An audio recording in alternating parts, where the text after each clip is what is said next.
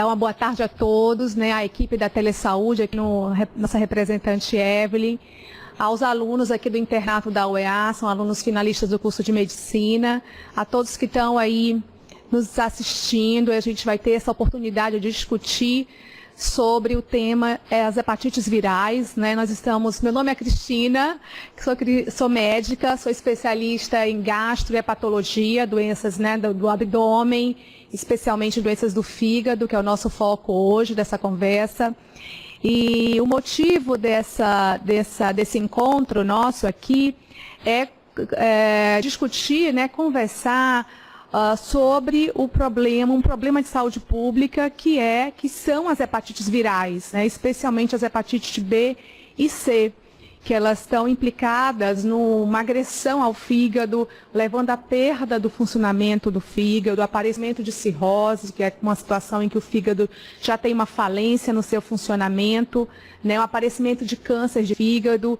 Então, esse momento é para a gente aprender um pouco mais, para a gente relembrar sobre essa problemática, que a gente possa, então, ser um agente, né, na resolução desse problema, que é um problema de saúde pública, não só aqui Amazonas, não só aqui em Manaus, como é um problema de saúde pública no mundo, né? Então, esse Julho Amarelo é um julho amarelo mundial que relembra o combate às hepatites virais, né? Uma campanha que acontece no mundo inteiro.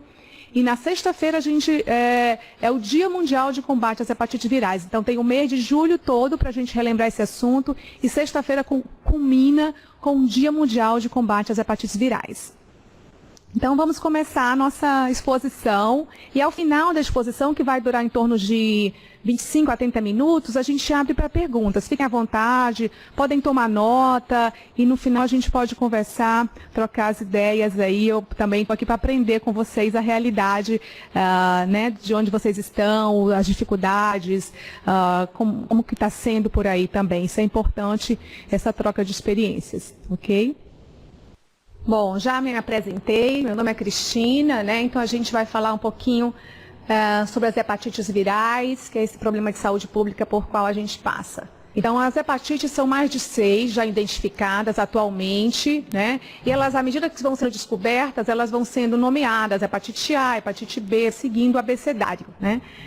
Para hoje, né, o que nós temos é esse enfoque nas hepatites A, B, C e D, que são as principais hepatites que têm um impacto clínico, impacto na qualidade de vida, como causadores de doença que afetam a nossa população. Bom, a hepatite A é uma hepatite que acontece no mundo inteiro, né? Não é uma hepatite exclusiva da nossa região, mas como vocês podem observar aqui no mapa, a nossa situação é problemática, né? A gente tem aqui em vermelho a boa parte da América do Sul, né? E aí nós estamos incluídos nela, mostrando que a gente tem uma prevalência elevada desse vírus. Esse vírus circula na nossa região. E como que esse vírus é transmitido? Esse é um vírus que circula entre as pessoas, né? Então ele é passado de pessoa a pessoa, é de transmissão interpessoal, ou através de alimentos que são contaminados durante o seu preparo. Então, uma pessoa que é portadora do vírus pode ainda nem estar sabendo que está doente, que tem o vírus, e já começa ali a transmitir com um preparo não tão adequado dos alimentos, né? Ou uma contaminação de água, que a gente está falando de dificuldades no saneamento, para ter uma água potável de boa qualidade, a gente também pode ter essa água contaminada, levando para dentro da casa das pessoas esse vírus, né? Então, esse vírus é transmitido tem uma transmissão chamada fecal-oral. Ele é eliminado nas fezes das pessoas que estão doentes. E assim ele se propaga de pessoa a pessoa. E quais são as manifestações? O que as pessoas que estão com essa hepatite A, elas podem manifestar? Quando a gente pode suspeitar, né, e então dar esse diagnóstico. Os sintomas das hepatites, eles são muito parecidos. Só pelo mal-estar que a pessoa sente, né, que o paciente sente, não é possível a gente saber se a gente está diante de uma hepatite A, B, C, D. Não é possível. A gente tem que mesmo, além de ver clinicamente como o paciente está, qual é o mal-estar, fazer os exames próprios de cada uma delas. E esses exames das hepatites também confundem com outras doenças. Esses sintomas também não são exclusivos das hepatites. Por exemplo, confunde muito com malária, que é muito frequente na nossa região, confunde muito com febre amarela, que é uma outra virose que acontece, né, na região amazônica. Então, os sintomas são a diminuição do apetite, né? Mal-estar, como dor de cabeça, febre baixa, costuma ter também bastante náusea, né, enjoo, às vezes vômitos também. O olhinho ficando amarelado, que é a conhecida icterícia, né, os olhos mais amarelados, a pele também pode ficar amarelada. E, por consequência, a urina também vai ficar mais escura. Isso representa o mau funcionamento do fígado quando a gente tem esses achados. As fezes ficam mais claras, também indicando aí um mau funcionamento hepático, e pode também ter dor nas juntas, nas articulações. Então, como vocês podem ver, não é esses sintomas aí, eles mimetizam, né? Eles se confundem com outras doenças parasitárias, outras viroses, inclusive. Então, para a gente dar um diagnóstico, ter o diagnóstico fechado, né? A gente precisa lançar mão dos exames laboratoriais. E esses exames, eles são chamados, então, os anticorpos, que a gente pesquisa através de exame de sangue, que é o anti-RAV, é o anticorpo contra o vírus da hepatite A, que ele tem a apresentação na forma de IgM, indicando a infecção aguda, e tem a forma IgG, que aparece tanto na fase aguda da doença, a fase mais recente, como indica também um passado de uma hepatite lá atrás. Às vezes a gente faz esse exame no adulto, indicando então que ele teve uma hepatite na infância, que é a fase mais comum em que circula esse vírus. E aqui, para a gente ilustrar e entender, um grande problema que acontece com esse vírus é que quando as pessoas começam a ter os incômodos, né, os sinais e os sintomas, o mal-estar, antes mesmo delas apresentarem esses incômodos, o aumento das enzimas hepáticas, elas já começam a excretar o vírus da hepatite A nas fezes. E aí que a gente tem uma dificuldade em controlar a disseminação dessa doença. Porque a pessoa, antes mesmo de saber que está doente, já está transmitindo, né? E esse vírus sai nas fezes, e aí se não houver um cuidado sanitário adequado, um saneamento na cidade, no município, esse vírus vai sendo transmitido de pessoa a pessoa. E qual é o tratamento? Então, uma vez que a gente tem um paciente com mal-estar, com todos os sintomas de hepatite, a gente consegue fazer a sorologia, dar o diagnóstico de hepatite aguda A. Qual é o tratamento? Bom, para esse vírus, a gente não tem uma medicação específica, um agente que vá contra o vírus, né, e consiga atenuar, diminuir o mal-estar da hepatite. O que a gente tem são os sintomáticos. Se está com náusea, medicação para náusea, se está com febre, um antitérmico, e bastante repouso, até normalização dos exames, a recomendação é que tenha um repouso domiciliar, né? Uma dieta pobre em gordura pelo próprio estado de náusea do paciente, então a gente evita o excesso de gordura, dá uma dieta bem ali, né, evitando frituras, com pouco óleo, e tentar fazer o isolamento sanitário, ou seja, isolar aqueles objetos de uso pessoal do paciente, né, toalhas, sua escova de dente, sua gilete, né, e ao fazer uso do vaso sanitário, pode ser usado hipoclorito após o uso após cada evacuação, para tentar ali esterilizar aquele vaso e não contaminar outras pessoas. E a grande notícia da hepatite A é que a gente tem como prevenir uma doença tão frequente na nossa região, mas hoje a gente, né, tem essa vacina disponível na rede pública, ela entrou na caderneta de saúde da criança e está recomendado para as crianças menores de 5 anos, ou seja, até 4 anos e 11 meses, essas crianças podem ser vacinadas. Normalmente elas são vacinadas com 1 ano e meio, mas se houver a perda dessa data, elas podem ser vacinadas abaixo de 5 anos. Ela não é contraindicada para o adulto, mas o Ministério da Saúde deixou disponível só para as crianças. Acredito que seja uma questão de custo, né, operacional, mas ela também é eficaz para o adulto que nunca teve essa hepatite A. E vamos seguindo o nosso alfabeto das hepatites virais. A nossa próxima hepatite é hepatite B. E aqui o mapa, né, do nosso estado, o estado do Amazonas. E em amarelo a gente tem um triângulo aqui mostrando as áreas de maior prevalência aqui desse vírus da hepatite B. Né, nas calhas do rio Purus, do rio Juruá, onde circula mais esse vírus. A gente tem esse vírus no Brasil inteiro, em várias áreas do mundo, mas no nosso estado a gente tem uma prevalência nessas áreas aí, essa área amarelada aqui no triângulo. E esse inquérito ele foi feito recente, foi de 2011, em que ele abordou todas as capitais brasileiras, né, e fez um mapeamento da prevalência desses vírus na nossa população.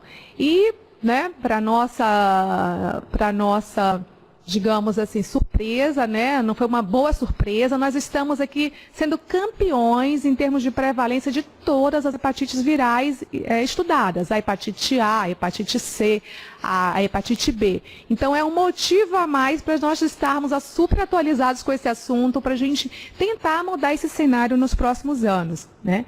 Vamos focar aqui na nossa epidemiologia da hepatite B, que conta até com 10% da nossa população que já teve contato com esse vírus em algum momento da vida. Ou seja, imagina, de cada 10 pessoas na nossa região, pelo menos um está ou já teve essa hepatite, né? Então, é uma situação de prevalência alta, em que a gente tem que dominar, tem que entender, tem que tratar, né? Tem que cuidar, porque é um vírus que afeta o fígado, que leva ao mau funcionamento do fígado, que leva ao aparecimento de cirrose, que causa câncer de fígado. Então, é uma situação de gravidade. E como é que esse vírus circula, né? Esse vírus já tem uma transmissão diferente do vírus da hepatite A. Ele circula através do sangue de pessoas contaminadas, né? Então, aqui bolsas de sangue, né, que tem um potencial de estarem contaminadas com o vírus da hepatite B, é uma forma de transmissão. Hoje a transfusão é segura, mas não é zero de transmissão, ela infelizmente acontece, através de tatuagens, piercings, até mesmo alicate de cutículas que não são adequadamente esterilizados, e aí esse vírus ele é altamente infeccioso, infectante, ele fica viável, né, fica vivo numa superfície seca que a gente não consegue enxergar por até 10 dias. Então, se uma pessoa fez um manicure, digamos, esse é um exemplo, né? E não foi adequadamente esterilizado o aparelho. E aquela pessoa tinha hepatite, se daqui a 7 dias, uma semana, 10 dias, uma outra pessoa for utilizar aquele alicate não for esterilizado, pode ter vírus ali viável, capaz de infectar o usuário daquele aparelhinho, né? É uma doença também sexualmente transmissível, é considerada uma DST, né? Doença sexualmente transmissível. Pode ser transmitida da mãe grávida, né? Da grávida para o seu feto, logo durante o parto, para o recém-nascido também. Entre usuários de drogas endovenosas, né? Pelo compartilhamento de seringas, ou esse vírus circula facilmente. E de pessoa a pessoa, chamada transmissão horizontal domiciliar. Então, eu queria dar um enfoque nessa forma de transmissão da hepatite B na nossa região. Essa hepatite B, ela acontece principalmente, a transmissão se dá principalmente dentro de casa, ainda numa fase precoce, nos primeiros 5 anos de vida, né? Então, é importante a gente conhecer essa epidemiologia para a gente entender a prevenção. Então, a hepatite B tem uns sinais e sintomas muito parecidos com as outras hepatites. É um mal-estar, um aparecimento de icterícia, que é aquele olhinho amarelado, uma febre baixa, né, uma perda de apetite. Então, são sintomas comuns também a outras doenças.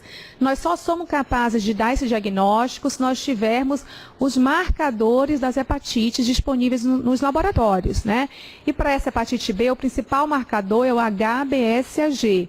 E também a gente apresenta o anti-HBC com marca IgM, que é um marcador de fase aguda, e o anti-HBC IgG, que indica uma infecção mais crônica. Então, necessariamente, a gente precisa desses exames laboratoriais para identificar um portador, uma pessoa que esteja passando pela infecção da hepatite B. E tem prevenção? Tem prevenção. Essa é uma outra boa notícia, né? Essa vacina ela existe há mais de 20 anos.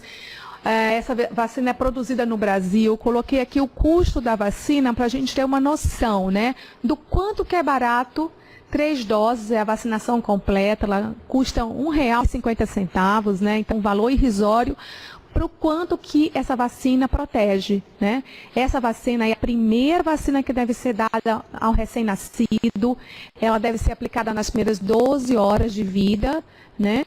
E ela está aberta, não tem nenhuma restrição para crianças e adultos. Se a pessoa não foi vacinada quando criança, ela deve ser vacinada enquanto adulto, né? Então, todos nós brasileiros, devemos ter a nossa vacinação em dia da hepatite B. Ela entra no calendário de vacina do adulto, assim como entra a antitetânica, assim como entra a vacina da febre amarela, entra a vacina da hepatite B. Então, nós devemos fazer o teste da hepatite B. Se nós não temos a hepatite B, nós devemos ser vacinados contra essa hepatite, devemos receber 3 doses, tanto as crianças quanto os adultos. A hepatite B, na sua fase aguda, infelizmente, a gente não tem uma medicação que facilite a cura, né? E quando a gente identifica que o paciente é portador desse vírus de forma crônica, ou seja, além dos 6 meses, aí sim que a gente começa a ofertar as medicações. As medicações disponíveis hoje pelo Ministério da Saúde são o interferon, que é uma injeção semanal por um ano, e as medicações orais, os antivirais orais, que é o Entecavir e o Tenofovir. Essas medicações, a gente não fala que o paciente tem uma cura com esses remédios, mas eles têm um bom controle. A gente consegue evitar o aparecimento de cirrose, a gente consegue evitar o aparecimento de câncer de fígado. Então, a hepatite B, ela tem tratamento, né? Não tem ainda uma cura, a taxa de cura é baixa, mas a gente consegue desacelerar a doença, a gente consegue controlar a evolução para formas mais graves. E essa medicação está disponível na rede pública. Aqui em Manaus, facilmente a gente consegue prescrever essa medicação. E quem sabe no futuro, no interior, ela também esteja disponível, porque essa é uma hepatite dos municípios do interior, muito mais prevalente do que na população da capital. Então, a gente tem que lutar, né, conhecer melhor para descentralizar, tirar essa medicação, não só aqui em Manaus, é claro que a gente precisa ter, mas a gente precisa também ter disponível essas medicações no interior, que é onde acontecem os principais casos de hepatites. Bom, então, vamos andar um pouquinho no nosso alfabeto, vamos pular a letra C e vamos puxar a hepatite D. Por quê? Aqui estou repetindo o mapa, né? Esse mapa eu mostrei agora há pouco, que é o mapa da hepatite B, e também é o mapa da hepatite D. O que significa isso? A hepatite D é um vírus incompleto, ele precisa do B para existir. Então, a hepatite D, ela só acontece onde existe a hepatite B.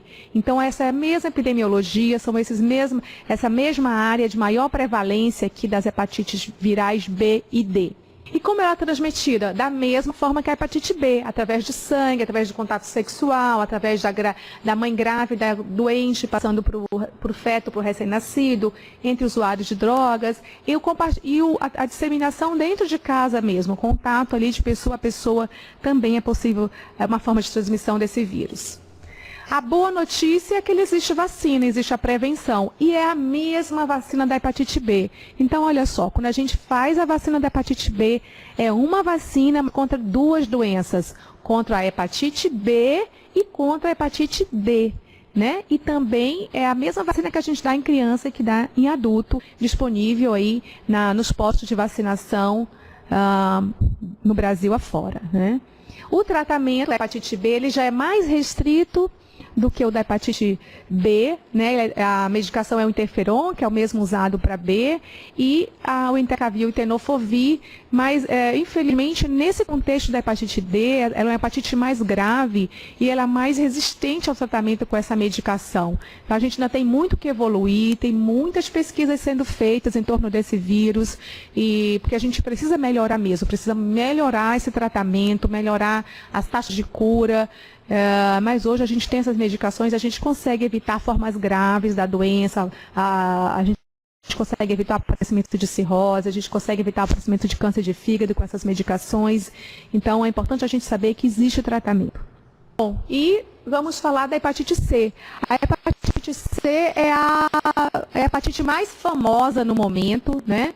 E essa fama, né, ela está sendo muito falada por causa do avanço que se teve no seu tratamento.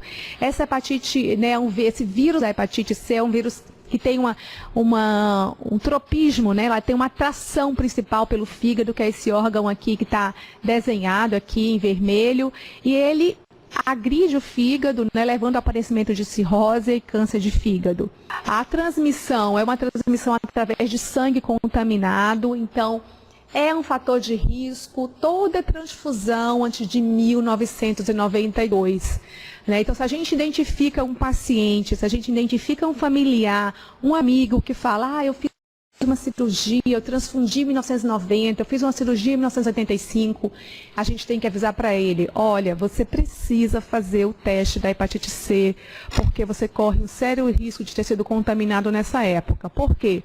Porque nessa época estava ainda se descobrindo o vírus, não se conhecia direito, e então, por tabela, a gente não existia o exame para detectar o vírus. Só a partir de 1992 que as transfusões começaram a ficar mais seguras, né? E hoje o risco é baixo, é 1 para cada 200 mil bolsas transfundidas, né? O ideal seria que fosse 0, mas é um risco que diminuiu bastante, a tendência é diminuir cada vez mais à medida que os exames ficam mais sofisticados.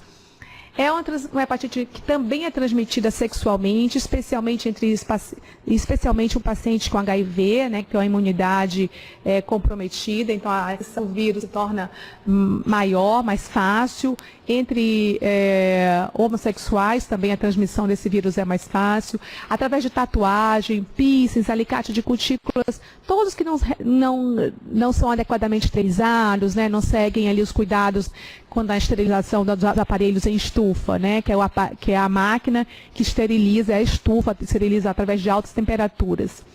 E entre o compartilhamento de seringas entre usuários de drogas endovenosas, que é uma forma bem frequente de transmissão. E aqui novamente, né, um gráfico mostrando como que a gente dá o diagnóstico dessa hepatite C. A gente precisa contar com a ajuda do laboratório. Então, um paciente com hepatite, a gente tem que fazer sorologia para hepatite A, para hepatite B, para hepatite C, para distinguir qual desses vírus é que está acometendo a pessoa doente. Não tem como clinicamente, pelo mal-estar, por algum sintoma, a gente saber se é uma hepatite ou outra, né? E às vezes a gente tem que fazer um exame de malária, que pode ser uma malária, pode ser uma febre amarela. Então, tem outras doenças também que simulam as hepatites. A gente precisa ter um laboratório disponível. E o exame para hepatite C é o anti-HCV. É o exame que detecta, então, anticorpos contra o vírus hepatite C. As enzimas hepáticas, que é a ALT, né, a antiga TGP, elas vão estar alteradas também. E se a gente confirma que o paciente tem o anticorpo, anti-HCV, o próximo exame é pesquisar o vírus diretamente, que é chamado HCV-RNA.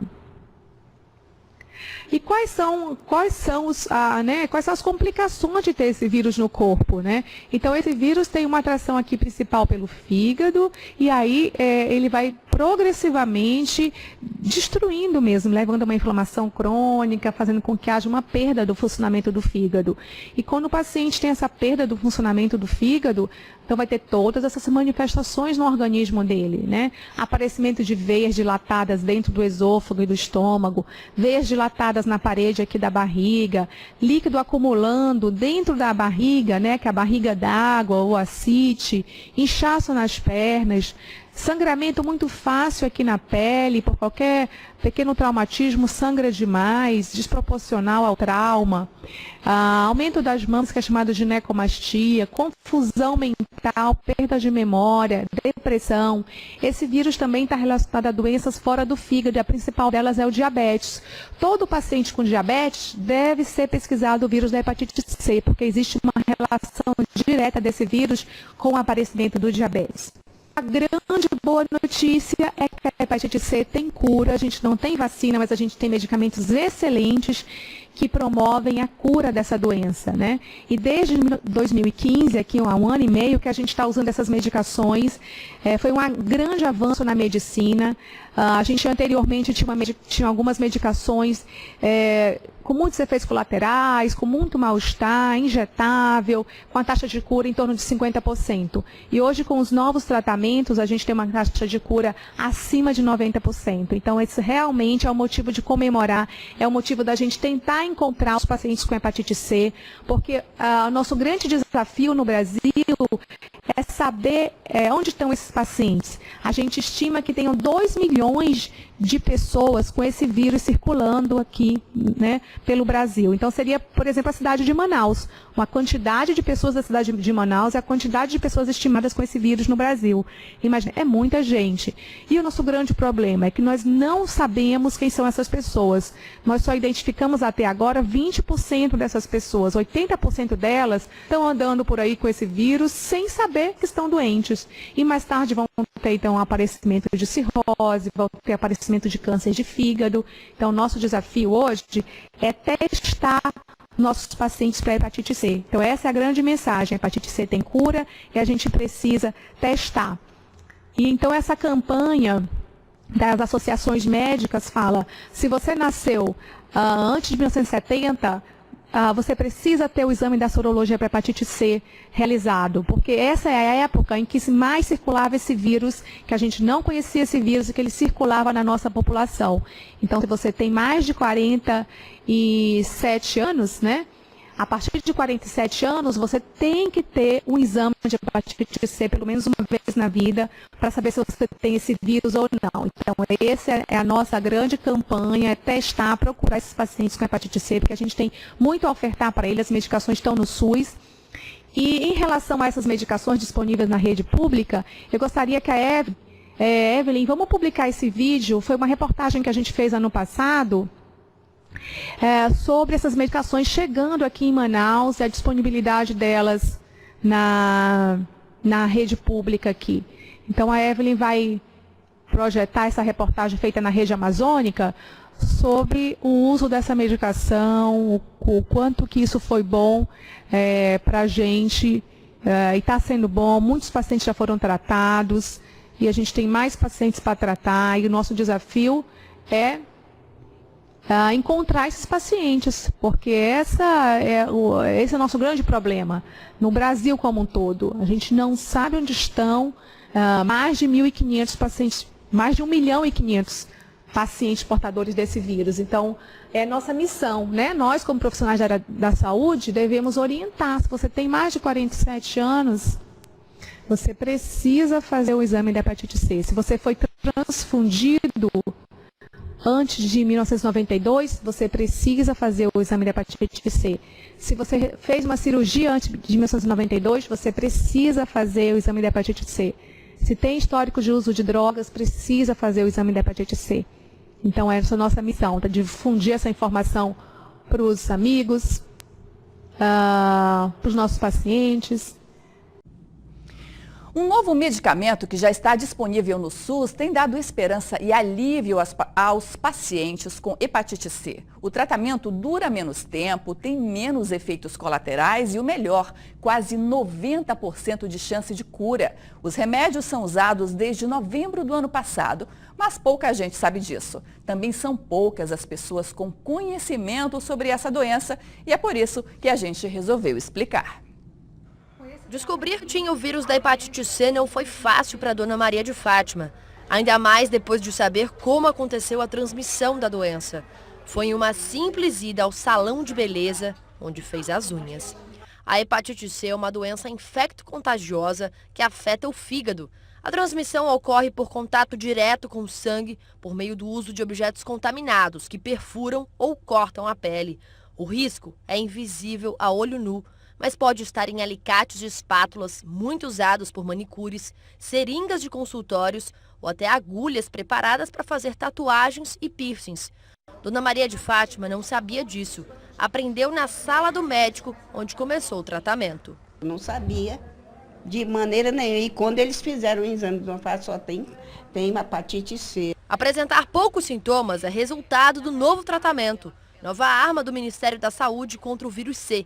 O medicamento chegou ao mercado em novembro do ano passado e, desde então, 123 pessoas estão usando aqui no Amazonas. A chance de cura é de 90%. É um tratamento com tempo reduzido de 3 meses, são só 2 comprimidos por dia. A diferença é que o efeito colateral é mais leve, é suportável. O vírus da hepatite C ainda resiste pela falta de conhecimento da população. Segundo esta médica especialista na área, existem 30 mil casos no Amazonas. Desse número, só 1 em cada 10 pessoas sabe que tem a doença. As outras sequer desconfiam. O problema da hepatite C é que ela é uma doença silenciosa, raramente apresenta os sintomas ou eles só aparecem anos mais tarde. Por isso, a maioria dos portadores do vírus sequer sabe que está contaminada. O único jeito de descobrir ainda é fazendo exame de sangue.